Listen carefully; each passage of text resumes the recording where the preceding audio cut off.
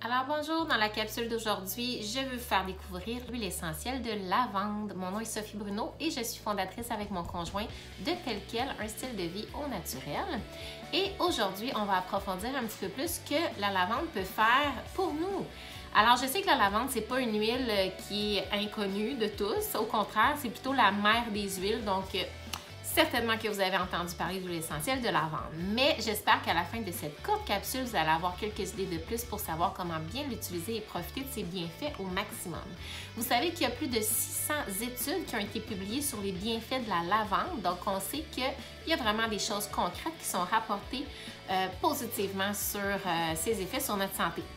Alors, anciennement, les Romains et les Égyptiens l'utilisaient de façon courante. Ils les utilisaient pour se faire des bains, pour cuisiner, pour se parfumer. Mais au fil des années, on a découvert des milliers d'autres façons d'utiliser cette belle ressource de la nature.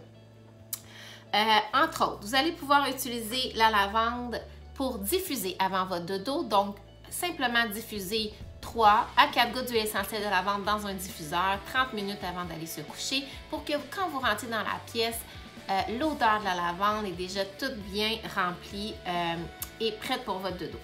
Ensuite de ça, on peut aussi la consommer à l'interne pour calmer des sentiments anxieux. Vous pourriez aussi vous faire une belle tisane le soir avec, exemple, une tasse d'eau chaude, une goutte d'huile essentielle de lavande, une goutte de camomille romaine et une cuillère à thé de miel. Et vous allez avoir une belle tisane naturelle calmante pour vous préparer au dodo.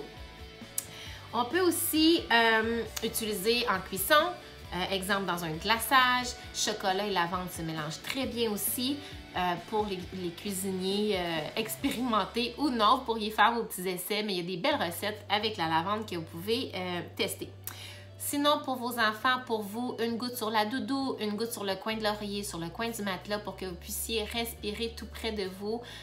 L'odeur apaisante de la lavande avant le dodo pourra vous donner un sommeil plus profond, vous préparer à vous endormir et être plus dans le calme avant le dodo. Sur des balles de séchage aussi à la sécheuse, donc on peut mettre 2 gouttes sur chacune de nos balles, on envoie ça à la sécheuse et on a une belle odeur naturelle plutôt que d'utiliser des feuilles synthétiques avec des produits chimiques qui ont des effets néfastes sur la santé. Sinon, la lavande, peu de gens le connaissent, le savent, la lavande a aussi des propriétés très bénéfiques pour la santé de la peau. Donc, les irritations cutanées, les brûlures, les piqûres d'insectes. Premier réflexe à penser, c'est appliquer de la lavande dessus pour calmer tout de suite. On sait que la lavande va calmer le côté émotionnel, mais elle va aussi calmer tout ce qui est douleur à la peau, des mangeaisons. Donc, à retenir et à avoir à portée de main lorsqu'on a des petits bobos, irritations, brûlures, coupures, piqûres d'insectes. Sinon, dans le bain des enfants, ça peut être une belle façon de l'utiliser. Donc, quelques gouttes dans le bain avant le dodo pour commencer à préparer les enfants une belle petite transition et se calmer et se préparer pour le sommeil.